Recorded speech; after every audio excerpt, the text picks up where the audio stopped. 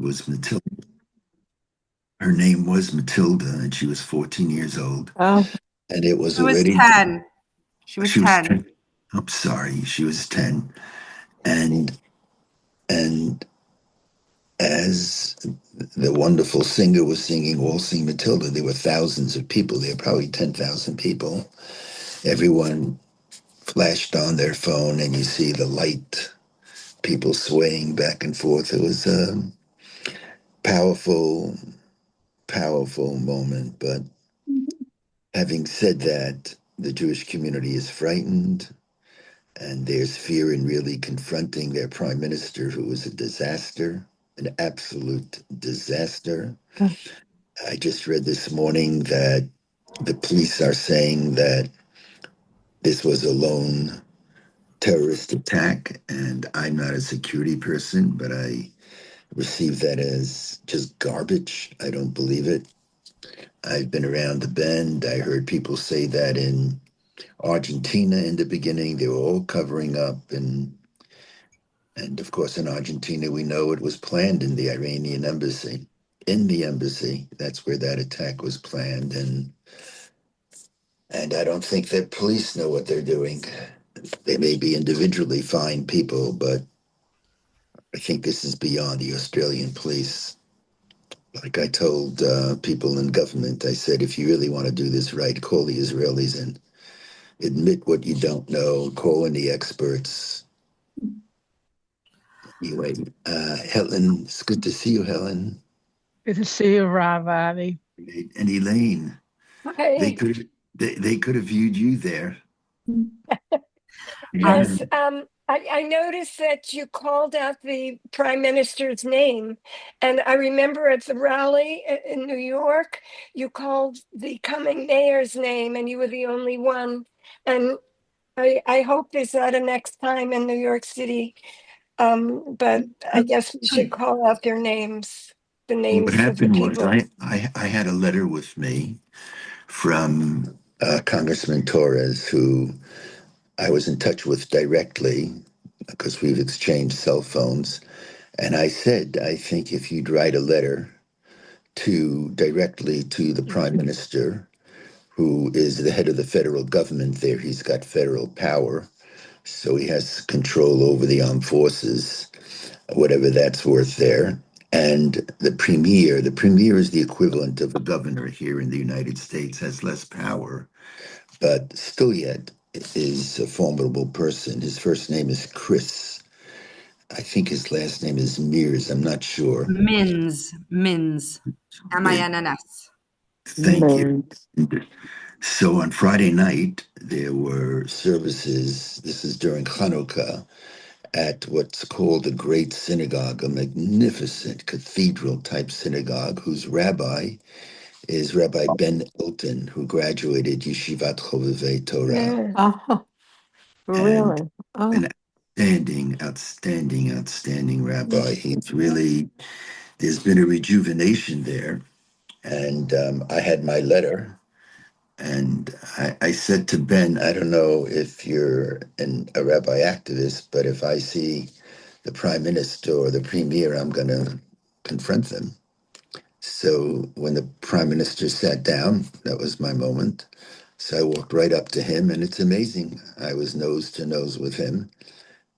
In the United States, for example, understandably, you can't get that close to the president, or you can't get that close to a governor just walking up. Maybe to the governor you could, certainly not to the president.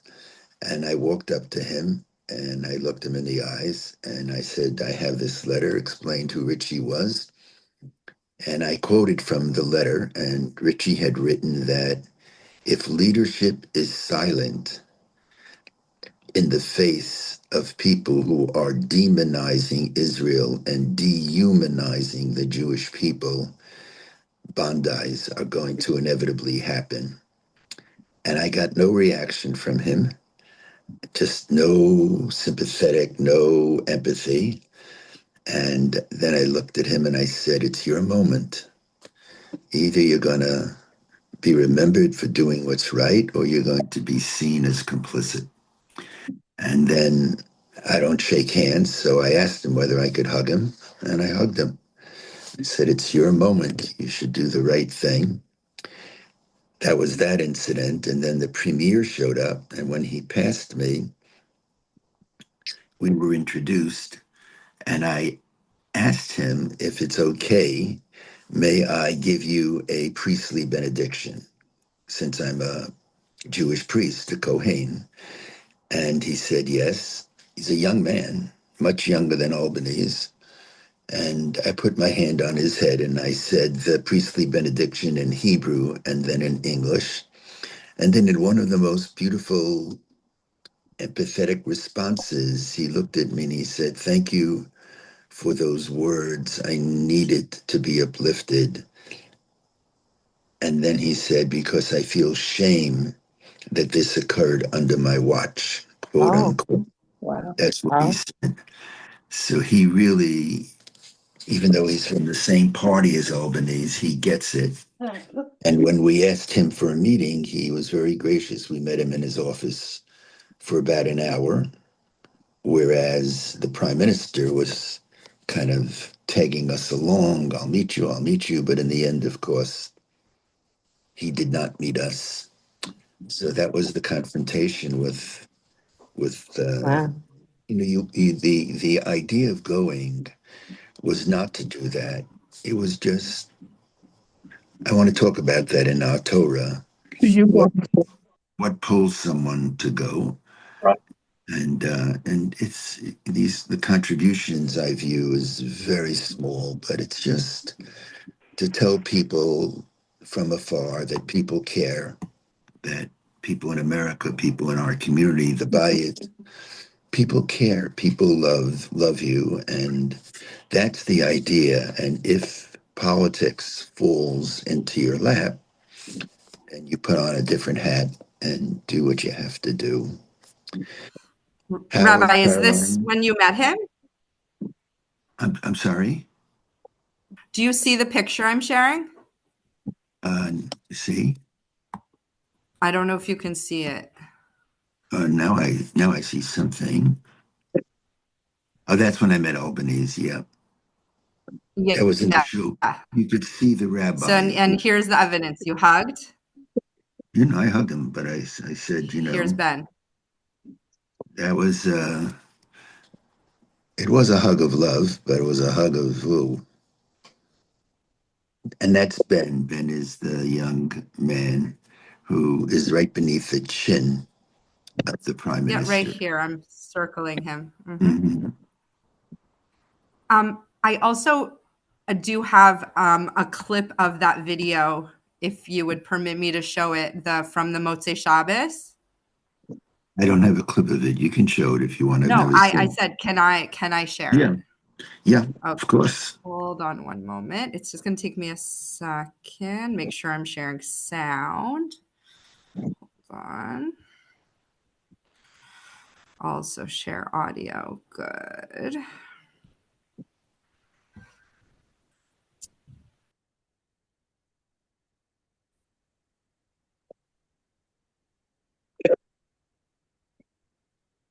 It said double click. Ezekiel witnessed the destruction of the temple. And he said, Avda tikvatenu, our hope is lost. And we here respond to Yechezkel. And we say, Od lo avda tikvatenu. Od is a word which means against all odds, against all that is rational, against all that is logical. If the Amia in Argentina, if the Hypercacher in France, if the Pittsburgh Eitzchayim, we declare after Bandai, Od Lo Abda Tikvatenu.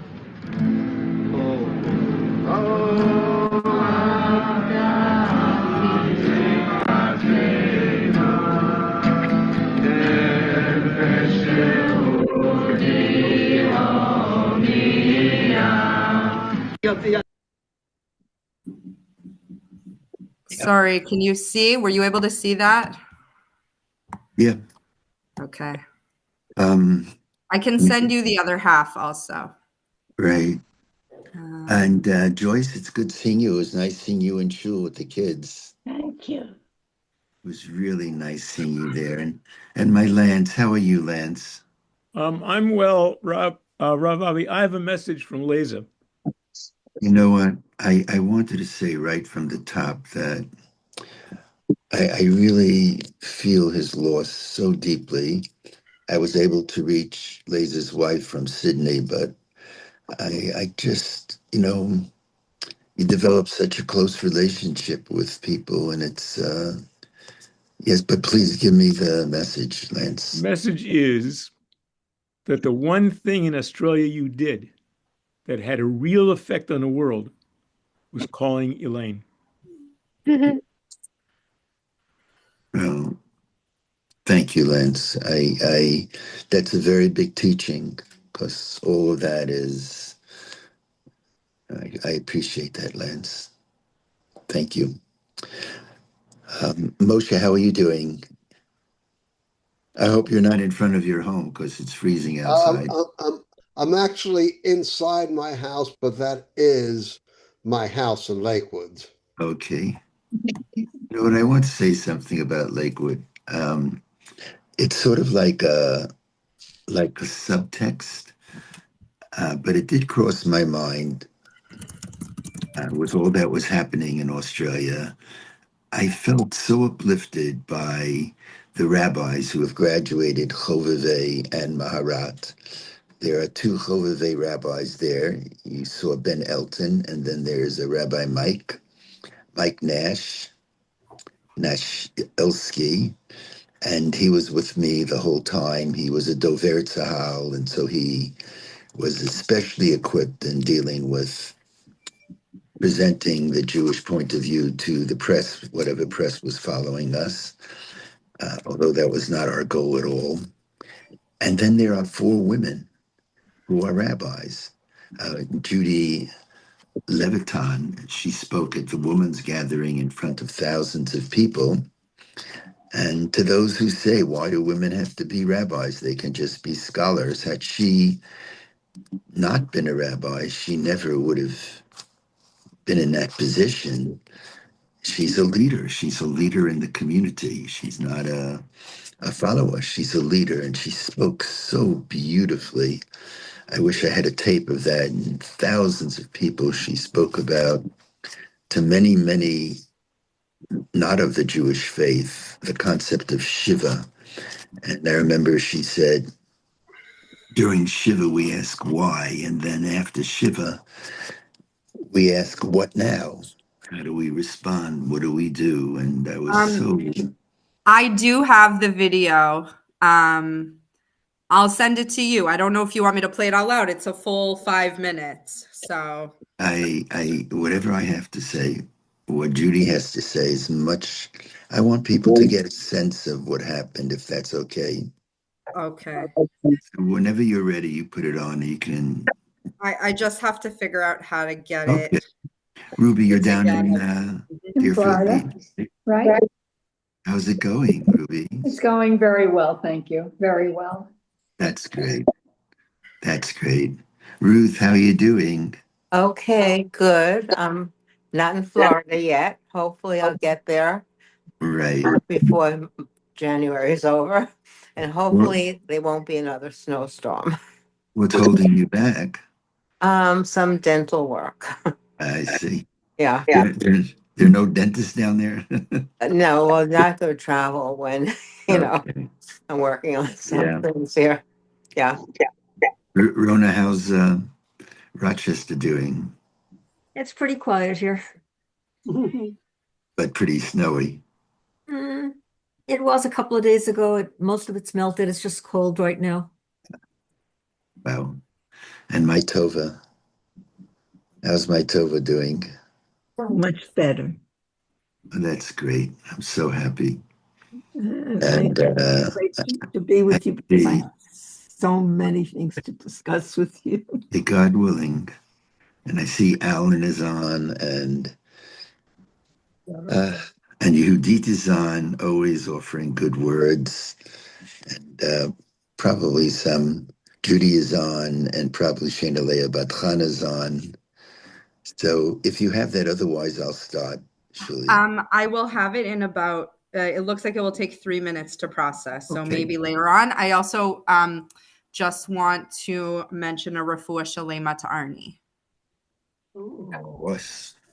What happened to Arnie is improving, but he's in the hospital with pneumonia. Right. So we can send him our refuah shalema wishes. Right. Oh.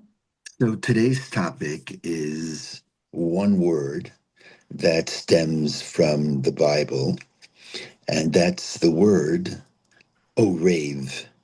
Orev. It's spelled Ayin Resh Vet. Orev. There is a phrase that's quite popular. Kol Yisrael Areivim Ze LaZeh. All Jews are Areivim, one to the other. And purposely, we didn't translate Areivut, Areivim, because that's the subject of what we're talking about. So, in looking at that word, Areivut, Ayin Resh Vet, different words come to mind. That's the power of the Hebrew language. The Hebrew language, there are far less words in the Hebrew language than in the English language. And that results in words being interconnected more easily. When your language is much larger, each word could stand on its own. When it's a smaller use of verbiage, then the chances of words overlapping, not words can overlap in other languages as well, but the chances are even greater. Now I view the Hebrew language, the English language, as a beautiful language. Even it's a beautiful language, but Hebrew is for me a sacred language. It's the language of the Bible. It's the language of Sinai. When I see our grandchildren, they sometimes don't want to admit that they know Hebrew, but our son Doe sent us a tape of the two boys, Moshe, who's going to be 9 soon, hard to believe, and his brother Zalman, who is just 7, and he caught them talking to each other in Hebrew, quick Hebrew, so quick that some of the words, in Israel, their own slang, and Hebrew speakers, they speak so fast, one word kind of folds over another word, so it's hard to discern what they're saying unless you're an expert and you've been living in Israel for a while. And so it is true with the word Orev. A point of departure would be the word that we all know, Erev Tov. Erev Tov, have a good evening. Boker Tov, Erev Tov. Now, there's a difference between Erev Tov and Laila Tov. What's the difference between Erev Tov and Laila Tov? Laila Tov means good night. That means it's dark outside and good night. It's time to retire, time to sleep.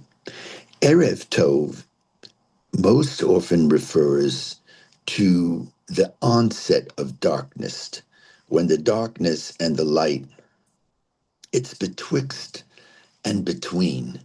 The sun is setting, but it's not yet dark outside. And then there's a kind of fusion between the light and the dark. So Erev Tov is descriptive in that sense, not of an absolute happening phenomena at that moment, but it's a mixture. It's a mixture of light and darkness. It is what's called in Hebrew in the halacha bein hashmashot, between the suns, between the sun going down and the moon coming up, between the luminaries. Erev Tov, have a good evening. And that word Erev is spelt the same way as Orev, Ayin Resh Vet. Now another placement of the word. You're all familiar with that in halacha, Shabbat is Shabbat, but there is a law we're not supposed to carry in the public domain. Not such a simple law to keep, but I actually have come to love it, to love that law. There's something about walking around with nothing in one's pockets. We're so accustomed to walking around with our phones, some people with their wallets. It's almost as if we're enslaved to whatever we're carrying. And here I'm becoming a little bit more almost mystical that if I'm talking to another person, it's not like a pure exchange of the two of us because there's something I'm carrying in my pockets and something you're carrying. It's almost like there are barriers between us. And I don't mean that literally. It doesn't have to be barriers if somebody's carrying a wallet, but when one thinks about it again from a more spiritual perspective, there's something about not having anything in one's pockets and talking to someone without having anything in their pockets. It's not it's an exchange, what I call. I actually first heard this from my dear colleague who's passed away, Rabbi Martin Gordon. May his name be a blessing, Menachem Gordon. He talks about the exchange of selves. There's a certain beauty to it. But in the world today, virtually every community gets around the prohibition of carrying by building, what's the word? Erev. Erev. Correct. And Rona, that's the same word. Right. And Erev is the same word as Erev. It's the same word as Areivut. Now, what is an Erev? Back in the 70s, I actually spent 3 years. There was no rabbi at the Riverdale Jewish Center, so had the honor, together with my cousin, Rabbi Mordechai Willig of the Young Israel, we put up the Riverdale Erev. And these are very complicated laws. In the Talmud, there's a tractate, Eruvin, and it's considered one of the three toughest tractates. And that was quite an experience, climbing hills and so on. Basically, what an Erev is, it's the taking of a community and surrounding it by literal walls. That is, that there are walls. For example, if you walk Palisades Avenue in Riverdale, which is parallel to the Hudson, there are many walls that are there. Sometimes there are hills that are there. They're natural. They're a natural wall. And we also have in the halacha a way of creating what can be called symbolic walls. They're really not walls, but they're two vertical poles, and you run a line over the two vertical poles. So what you really have is you have the outline of the walls, but you don't have to build it as a wall. It's a symbolic wall, and you surround the community with these walls or with these symbolic walls. And in a certain sense, what one is doing, and this is the symbolism of ritual, ritual works because ritual, there's a lot of symbolism in ritual. There's symbolism in the wine we drink Friday night. There's symbolism in the chalot that we eat on Friday night. There's symbolism in the Havdalah. There's a great deal of symbolism throughout Jewish ritual. What is the symbolism of creating these walls? It's taking individual domains like Moshe, like let's say your house. It's a private domain, and I'm sure in Lakewood there's an Erev. I'm pretty sure there is, and it's There isn't one Erev that covers all of Lakewood, but there are individual ones around different parts of Lakewood. okay. Maybe we'll say a word about that. And so you have these walls surrounding all of Riverdale. In a certain sense, one is transforming individual private domains into what can be called a collective encampment. the whole space becomes a quasi-private domain, even though it's not a private domain. The truth of the matter is that there are other necessities for the Erev to work. For example, in one home, there has to be symbolically some food that everyone in the community has a right to eat. It's another way of making clear that individual spaces have become a collective space. I remember speaking to Bob Abrams, may he be well, who back in the 70s was the president of the Bronx. And symbolically, literally, I transferred a penny to him or something like that, so that this whole area of Riverdale becomes one. And that has a lot to do with the concept of Erev as well, because Erev means mixture. It's a mixture of day and night, or it could be the creating of a unified encampment from private domain into becoming a symbolic whole. That's yet another use of the word Erev. Now there is another use of the word Erev, a third, and then we'll get to the Torah portion. And that is in the Gemara, there is discussion in certain tractates of all kinds of business deals. And there is an area of lending money, borrowing money. The creditor is called the malveh. So the malveh is the one who lends the money. The borrower is called the loveh. So if I'm the malveh and I am lending somebody $100, and the person I'm lending it to makes a commitment to pay, in the Gemara, the creditor wants a guarantor. That is to say, what happens if the debtor reneges on the loan? And so there is a third party. There is not only the creditor and the debtor, there is the guarantor who says that if the debtor fails to pay, I assume the obligation. And so the creditor is called the malveh, and the debtor is called the loveh. And guess what the guarantor is called? You guessed it, Orev. The same word, ayin resh vet, because the guarantor is fusing, if you will, himself with the debtor and saying, I will stand in for you if you do not pay. So ayin resh vet has something in common. And the commonality that it has something to do with fusion, with mixture, with bringing together, or more broadly, with assuming responsibility for the other. Erev Tov, it's the mingling of light and darkness. Erev, it's the making of private domains, one public arena that everybody can share in. In loans, it's assumption of responsibility where the third party, the debtor, the guarantor says, if the debtor doesn't pay, I'll show up and pay.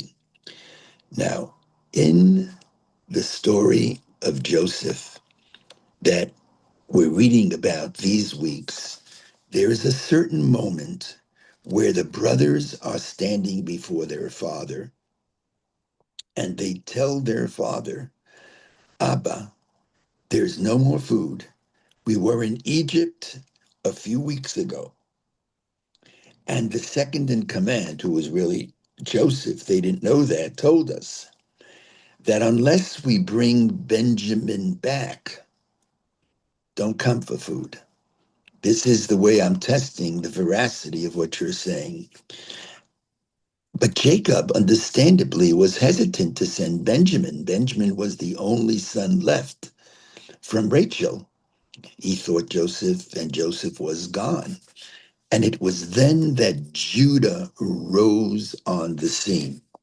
And if we turn, my dear Shuli, chapter 43, sentence 11, If we look at 43:11, we're picking it up where Judah stands up. Judah stands up and he says something to Jacob, and that convinces Jacob that he could send Benjamin back with his brothers. So in chapter 43, sentence 11, I'm turning to it as well. Sentence 9, or let's take it from sentence 8, and if you can point it out, Shuli. Vayome Yehuda el Yisrael aviv. And Judah said to Israel, to Jacob his father, Shilcha hana'ar iti, send the lad, send Benjamin with me. Vinakuma, and we, all the brothers, will rise. Vinelcha, and will go to Egypt. V'nichyeh, and we will live because we will be able to bring back food. V'lo namut, we won't die of starvation. Gamanachnu, we will live. Gamata, you too, Father Jacob, will be able to live. Gam tapenu, also our children. Now, sentence 9. And then he says, Onochi ervenu, I will be the guarantor. Miyodi tivakchenu. If I don't bring Benjamin back to you, from my hands you could seek. You could make the demand literally from my hands. Judah said once again to Israel, his father, more firmly this time, send the lad with me, and we will arise and go. And then he says, I will guarantee him and his safe return. From me you may solicit him. If I do not bring him to you and present him before you, I will have sinned to you forever. A blot that will never be wiped clear, neither in my lifetime nor after my death, writes the Steinsaltz commentary. Anochi ervenu, I will guarantee him. Miyadi tivakshenu, you may solicit him from me. If I don't bring him back to you alive, I will have sinned forever and ever. I will lose any reward. I will have sinned before you forever, and I will have lost everything, not only in this world, but the future world as well. Now here, Jacob is using the term ervenu as well. In a certain sense, he's a guarantor now, but follow me for a moment. This is intricate, although it's not hard at all. Normally, in a business deal, the guarantor is the third party. That is, if the debtor doesn't repay the loan, the guarantor steps in. Now, let's think about what's happening between Judah and his father. In a certain sense, Judah is becoming a debtor. He says to his father, I'm assuming a debt. On a certain level, Jacob is the creditor. Jacob says, I'm going to give you not something, someone. I'm going to give you Benjamin. And Judah says, I'm the debtor. I will return it. So Jacob, now I'm putting words into it. This is not what the Bible says, but this is what occurred. Jacob says to Judah, okay, you're assuming the debt to bring Benjamin back. Who's the guarantor? What happens if you don't? And Judah says, I'll be the guarantor. And if I renege, everything for me is lost. So what I'm suggesting is that in this case, the guarantor is not a separate party. The guarantor is the debtor. I want to say that again. Normally, the debtor and the guarantor are two different people. If the debtor doesn't repay, then the guarantor steps in.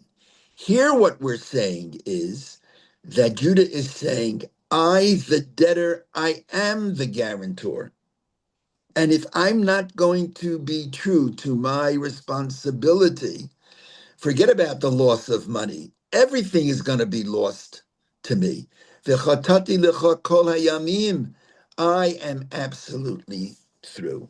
In other words, my commitment to be there for my brother, to make sure that Benjamin is safe, to make sure that Benjamin will be returned home, is so powerful that it's not as if there's Benjamin and there's me.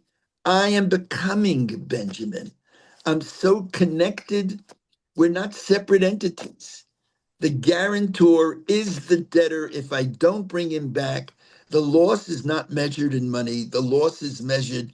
V'chatati lecha kol hayamim. As the Steinsaltz says, I will have sinned to you forever, a blot that will never be wiped clean, neither in my lifetime nor after my death. It's something I'm going to carry with me forever and ever. And then, as we know, as the story turns out, they return to Joseph, and Joseph, he works something through, and he accuses Benjamin of stealing the goblet and so on. And now Judah is standing in front of Joseph, pleading for the release of Benjamin. After all, he's the guarantor. And if we look right at the beginning of last week's portion, chapter 44, when Judah is telling his story to Joseph, let's take a look at it. Chapter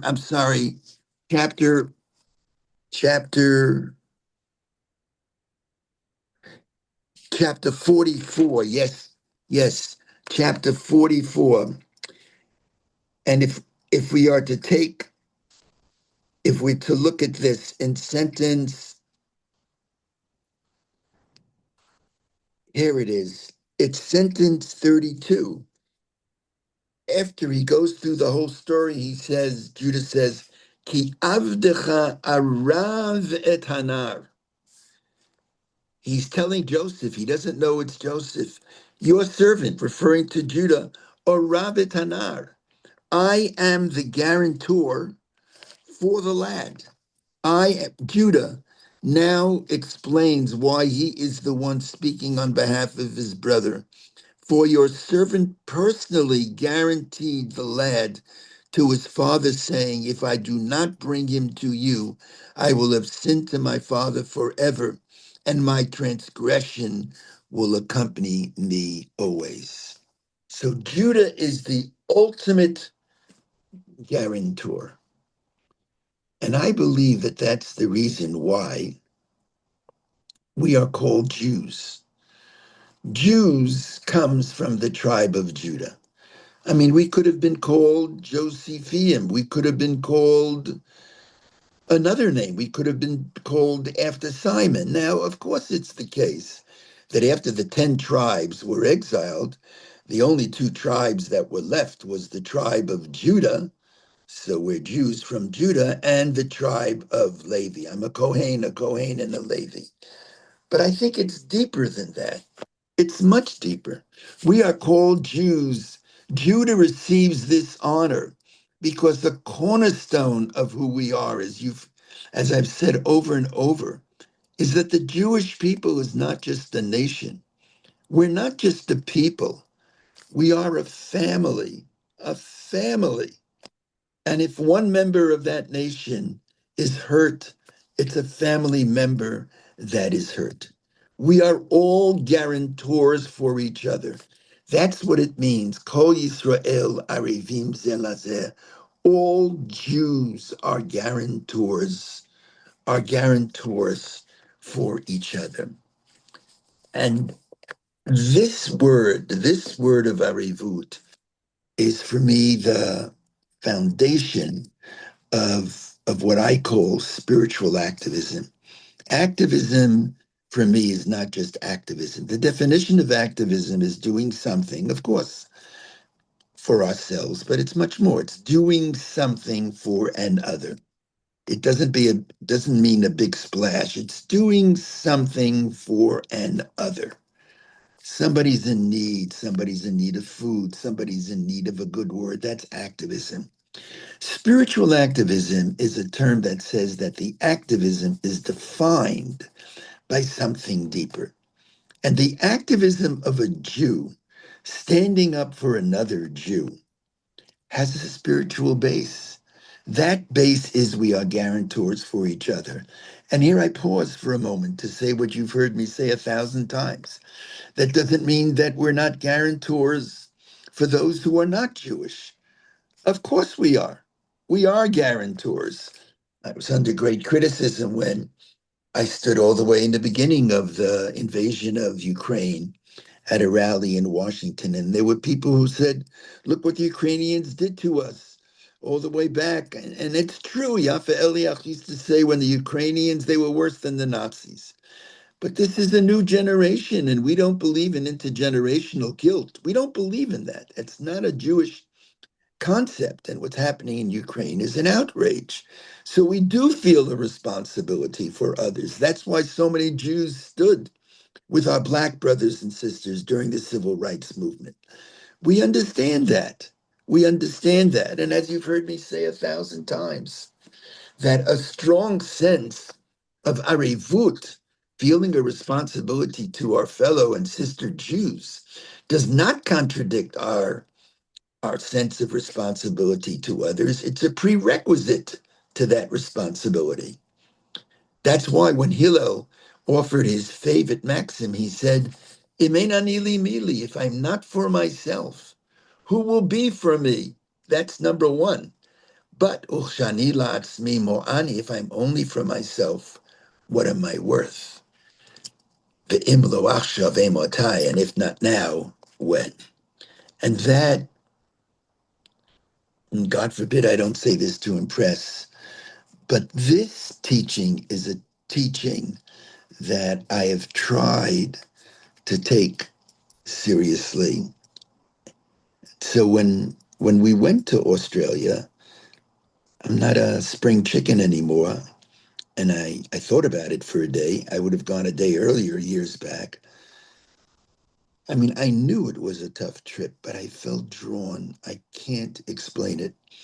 And I have, I'm not interested in any accolades or any of that. That's not what it is. I just felt drawn. This was a community that suffered so far away. I think more than probably the Australians needing us to come, I felt the need to go. I felt the need to give. I felt the need. It was almost like I don't know, maybe it was a selfish need, I just felt the need. And that need comes from the idea of that word, ayin resh vet. Kol Yisrael Areivim LaZeh. And when we would sit in Shiva homes, we sat in a Shiva home. Alex, a Russian Jew, had been murdered, and talking to his daughter Sabina, who's PhD in psychology. She's done studies on resilience. And her brother is Tzvi, who comes from Bet Chabad in Yerushalayim. He has 9 children. And they said, why are you here? I said, we're family. We're family. We're brothers. We're brothers and sister. We're family. And as we spoke, one of the most beautiful moments, they go back to the 70s, so they knew the name Yosef Mendelevich, the great Yosef Mendelevich, who tried to take a plane out of Russia as a way of sparking the whole Soviet Jewry movement. And I thought to myself, maybe I can get Yosef on the phone because he's a dear friend. He didn't answer, and then they started talking about Natan Sharansky. And on my way out, I called Natan, and he answered the phone, saying, Natan, I'm in Sydney with this family. They come from Russia. Would you mind saying a word? Nichum Avelim. And it was like a magical moment. Natan gets on the phone. It was on speaker, so I heard, but I didn't understand a word because it was all in Russian. And first he was just talking to Boris, and then suddenly the whole family gathers around. And I'm listening to this. I don't understand the words, but I really felt Kol Yisrael Areivim. I really felt that connection. What does Natan have to do with them? Well, he has everything to do with him. He understood that innately. He understood it. He understood it within himself. That's the message of Kol Yisrael Areivim. That is the message of Avat Yisrael, of loving the Jewish people, loving the Jewish family, of trying to do a small share, just showing up, sharing empathy. Like when I was standing near Geffen, and after we said the Shema, and tears were coming down his eyes, we sang a little bit. I said to him, and I could see that he was absorbing something because there was a reaction in his eyes, and his father was nearby. I said, Geffen, let's make a deal. When you marry, I want to dance with you under your chuppah. And he nodded his head. And it was a moment, a simple, just a few simple words. But that's what it is. It's Avat Yisrael. It's loving the Jewish people. And I just close with the way I closed a talk on Shabbat morning in this big synagogue. Spoke about standing near the coffins of Sophia and Boris and Boris.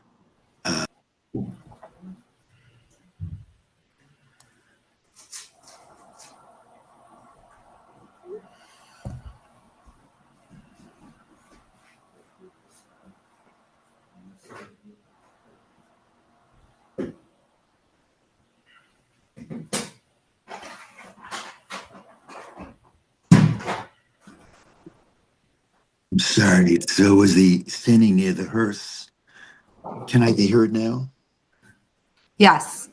And we're standing there, Kohani and Mama Kohen. And this is a story of two people who weren't allowed to live as Jews in the Soviet Union. And so they emigrated. They, in effect, escaped. And they ran to the end of the world. Australia's the end of the world. And they wanted to live openly as Jews. And I recalled the sentence in last week's portion where when Joseph revealed himself, he says, I am Joseph. Ha'od avichai, is my father still alive? And the Bible says that the brothers didn't answer his question. And one day we'll give a talk on questions in the Bible that are not answered in the Bible. And I believe that questions that are not answered are purposely not answered because it's left for later generations to answer. And when Boris and Sophia, when they fled the Soviet Union, they were courageous enough to identify themselves as Jews in a place of great repression. They were answering the question. They said, despite Soviet oppression, Od Avinu Chai, and that became the theme song of the Soviet Jewry movement, Od Avinu Chai, Am Yisrael Chai. And standing near the hearse, near the two coffins, we started to slowly sing this song. Now they flee to Australia and they're murdered as Jews because they were Jews. how we wish it wasn't this way, but once again they were declaring Am Yisrael Chai, O Davinu Chai, and almost spontaneously people began to sing, and in the synagogue on that Saturday morning, everyone stood up. This is a very formal synagogue, and was singing slowly, O Avinu Chai, O Davinu, O Davinu, O Davinu Chai. And this year is really in memory of LaZeh, who always was so identified, and it's in honor of Josh, who is so identified as a Jew who cares so deeply about Judaism and the continuity of Judaism. And let's open this up for your thoughts, your remarks on Areivut. Kol Yisrael Areivim ze LaZeh. We're guarantors for each other. Even if I don't know you, even if I disagree with you, we're family. We're family. And the challenge is to be there for each other.